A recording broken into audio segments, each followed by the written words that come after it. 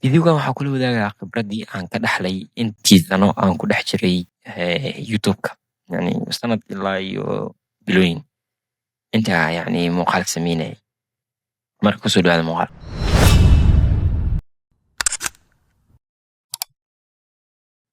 Asalaamu calaykum asxaabta. Maalmo ka hor yar saaxiibaan nahay wuxuu iga codsaday qaabka yacni uu u sameyn lahaa muuqaal ama uu u duubi lahaa. Micnaha application-ada uu isticmaali lahaa, voice-ka wuxuu ku duubi lahaa, qaabka uu edit gareyn lahaa. Marka muuqaalkan waxaan kula wadaagayaa saddexda essential key aad yacni screen recording ku sameyn lahayd, aad ku sameyn lahayd voice-ka, yacni voice-ka ku sixi lahayd, iyo qaabka ku edit gareyn lahayd without any external tool. يعني uma baahnid inaad soo gadatid yacni monitor weyn, PC, يعني ميكروفون qaali ah oo $50 $20 xitaa microphone $6 xitaa uma baahnid. Kaliya PC-gaada. So marka ama yacni telefonkaada marka way kala duwan tahay marka. Waxaan ku bilaabeynaa yacni screen recording. Waxaan isticmaalaa laba screen recording oo ah best screen recording. Marka midka koowaad waxaa loo yaqaanaa Screenboard. Haddii ay noqoto tutorial ama cashir dheer, Screenboard waa free. waxaad kala soo degi kartaa maxaa la yidhahdaa internetka kala soo degi kartaa adaa ku qortid meeshan Screenboard-ka yacni waxaad ka heli kartaa meeshaasaa ka heli kartaa. Marka koowaad aan muuqaal sameynayay yacni hadday ahayd yacni muuqaalkii ugu horreeyay aan sameeyey, waxaan isticmaalayay OBS. OBS sababta ugu guuraa waxay tahay OBS wuxuu u baahnahay microphone anna ma haysan microphone. So marka waxaa yacni soo helay application-kan loo yaqaano Screenboard. Screenboard wuxuu ku fiican yahay ilaa iyo wuxuu kuu duubaa 15 minute wuu kuu duubaa, 15 daqiiqo ayuu kuu duubaa. Wuxuuna duubaa cod iyo screen-ka labadaba wuu duubaa. So isla aragno application-ka qaabka u shaqeeya. Marka koowaad horta wuxuu ku siinaa project-yadaadii hore oo kuwana aan ka shaqeynayay oo ku dhufan kartaa, waa sii edit gareyn kartaa, wax waa ka bedeli kartaa. Marka koowaad waxaa ku dhufanay meesha screen-ka ama record aa ku dhufanay.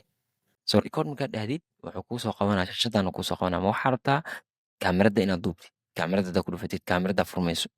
Kaamirada keliya la duubi doonaa. Ma waxaa rabtaa screen-ka. Ma waxaa rabtaa labadaba. Marka labadaba wuu soo wada qabanaa markaas. So marka ani hadda waxaa waaye screen-kayga waaye marka meeshaan waa meesha la isku haysto marka. Codka halkii la duubayo marka. Hadda codka ma ku xirno microphone aad soo qabsanayaa. Microphone-ka ani hadda kana igu xiran. Microphone-kaas kaas waxa waaye fiiri aan ku tuso hal mar meeshaan ku dhufo meeshaan imaw. Waxaan isticmaalaa application-kan loo yaqaano Android Mic. Videogaas hoos aan kuu soo dhigayaa. Waa qaab la iskugu xiraayo application Android Mic loo yaqaano iyo computer-ka kuwaasoo kuu duubaya codka. Marka as aanay hadda Wi-Fi ahaan uu igu xiran yahay. Videona waan kasoo sameynaa qaabka loo set up gareeyo. Marka wuu fiican tahay. Haddaadan haysanin telephone waxaa isticmaali kartaa application-kan loo yaqaano Audacity. Audacity waxaa sameynaya meeshaas record-ka ku dhufanay codka wuu kuu duubaa. Codka markaad dhamaysatid waxaa leedahay file save aa leedahay waa bixaysaa. Waxaa aadaysaa browseradaada mid kamid ah aadaysaa. Meeshaan Adobe Podcast free waaye. Adobe Podcast-kana ku dhufanay isaga wuxuu kuu enhance gareyn karaa ilaa file gaaraya 100 MB. Start enhance-na leedahay. Codkii aa soo dooranay meesha dhigtay. Codkii aa macnaa meeshaan kasoo dooranay. Codkii marka wuxuu kuu sameynaa Adobe Podcast yacni kaaga dhigaa enhance kaaga dhigaa. Hadda qofkan oo kale meel oo waddo jooga yacni beforetiisa originalkiisa iyo enhancement-kiisa labadaba waa arki kartaa. Marka qaabkaasaa yacni u sameyn kartaa haddii aadan haysan microphone. Midda labaad hadda record aa leenahay waa test gareynaynaa. Midda kale aan kaa iloobay waxay tahay meeshaan wuxuu leeyahay setup. Ma waxaa rabtaa frame-ka ma rabtaa. Ma waxaa rabtaa 700 oo YouTube ma rabtaa. YouTube videoyadiisa laga sameeyo halaan waa YouTube videoyadiisa. Full HD ma rabtaa ama full screen ma rabtaa. Full screen-ka fiican. So intaas markaad samaysid setup-kaas waxaa leedahay record aa leedahay. Wuu kuu record gareynaa videogii. Kaba soo qaad hadda yacni wax le iska sameynaynaa hadda meeshaan iska booqanaynaa ana iska leenahay waa save gareynaynaa marka ku dhufanaynaa. Marka hadda haddaad u bagin waxaa sameyn kartaa meeshaan ku dhufan kartaa waxaa leedahay delete and redo ama meesha ku dhufanaysa au save gareysa. So magaca ku qoran doontaa hadda meeshaan save ku dhufo magaca meesha magaca oo la bixee ama then publish aa leedahay marka wuxuu ku geynaa meeshii save garaynta ku geynaa continue background so markaa muuqaalkii uu noo dhameeyey screen ball muuqaalka waa kana muuqaalka waxaa ku samayn kartaa edidaa ku samayn kartaa yacni waa jari kartaa codkiisa macnaha kad meelihii kaa anficin meeshaasoo kale waxaa leedahay kad marka inta aad kad garaynaysid kaasoo kale aad kad garayni okay aad leedahay intaas marka uu kaa kad garayn doonaa markaas okay canvaska yani waxaa bedeli kartaa aspect ratioga bedeli kartaa lagu duubay waxaa kusoo dari kartaa music waa kusoo dari kartaa waxaa ku dari kartaa caption okay captionaa ku dari kartaa okay waxaa jirto okay cancel like caption marabno okay marka saas uu shaqeeyaa isaga hadda kan hadhowna markaa u baahan taha waxaa dhihi kartaa maxaa la yirahdaa yani projectigan ii save garay meesha kugu save garayn asaa ku okay barnaamijka labaad oo isticmaal recording waxaa loo yaqaanaa cap barnaamijkan waxaa waaye wax loo isticmaalaa muuqaalada yararka oo ka gaaban sida yani shortska soo dhigo instagramka iyo waxyaabahaas soo isla aragna marka muuqaalka screen recordingka waxaa loogu talay marka iska ah ilaa gaara datid daruurta kugu xiran tahay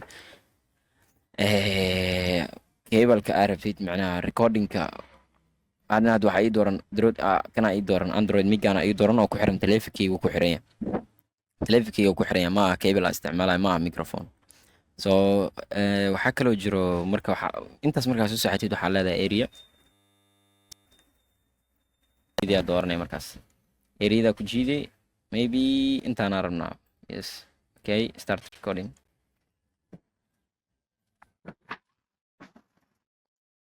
okay recordingka hadda noo bilaabay okay maybe saan iska dheh 5 seconds okay jooji hadda wuu noo soo bandhigaa marka macnaha studio geena meeshii canvaska ku edit garan ase marka wuxuu leeyahay by default zooming oo raacayo baathka muuskaadu raacaa muuskaada hadda meeshuu aadaa okay ujeeda waxaa kusoo dari kartaa zoom meesha u baahan tahay zoomka haddaa ratid waxaa dhigi kartaa manual meesha u zoom garaynaa hoosaa ka dhigi kartaa koraa ka dhigi kartaa waxaa ka dhigi kartaa geeskan hadba meesha adig kula quman waa geyn kartaa adnada qaybtaasaa geystay marka kaasa marka haddii shay specific u baahan tahay waa kana zoomka laftirkiisa tiradiis waa badi kartaa zoomka waxaa ka dhigi kartaa intaasaa ka dhigi kartaa waxaa leedahay meeshaas geey marka meeshaas waxaa loo soo zoom garayn doonaa si aad u badan markaa dhammaysid waxaa sixi kartaa muuskaadaa sixi kartaa waxaa sixi kartaa codka muudaa geli kartaa waxaa sixi kartaa waxaa isticmaalaysa hadda meesha haddaa round dhaho geesahana laga soo xudaa baarin haddaa dhahno gudaha la gelinaa videogii haddaba background oo samayn karta backgroundkii ku anfaco haddaa ratid background la-aanaa ka dhigi kartaa background caddaan okay wallpapersaa geli kartaa imagea background ka dhigi kartaa okay border aa u samayn kartaa borderka widthkiisa badi kartaa border colorka waa bedeli kartaa then marka intaas saxatid waxaa samayn kartaa export aa dhigi kartaa export adhadi videoga meesha lagu dhigaa sheegay oo kuu dhameynaa markaas okay intaas hadaa kasoo gudubno waxaa kaloo isticmaali kartaa barnaamijkan OBS la dhaho OBS asna waa caan barnaamij caana waaye oo loo isticmaalo recordingka markii la imaato editingka waxaa isticmaalaa Premiere Pro iyo CapCut horta mid waxa waaye lightweight waa iska fudud wuxuu ku fiican yahay meeshaan haddaa ku tuso hadda fiiri meeshaan hadda codka markaa ku dhufano wuxuu leeyahay meeshaan normalize enhance voice reduce isolate kuwaan waxay sameynayaan codkii waxay ka dhigayaan clear ka dhigayaan wax la maqlaayo nadiif isla siman codka meeshaan oo ujeedaa volumeka meesha uu yahay codka waxay ka dhigaa nadiif ka dhigaa marka haddaa yani externa u baahatid waxaa isticmaalaa aniga Premiere Pro haddaad aqoonin waa Premiere Pro iska fudud yahay muuqaalada yani si fiican yani si quality leh loogu sameeyaa marka kaliya wuxuu ku xun yahay waxa waaye time consuming waa waqti badan oo kaa qaadanaya muuqaalkii si fiican si professional inaad u samaysid waqtiga kaa qaadanaya bis so haddii computerkaada uu ka yar yahay memory haddii ram uu ka yar yahay 8 oo kale hadduu yahay ma kula talin lahayn inaad isticmaashid, laakiin hadduu ka badan yahay caadi waaye. Hadda muuqaalkaan aan ku edit garaynayni, muuqaalkaas oo kale aan ku edit garaynayni oo TikTok la dhigayay.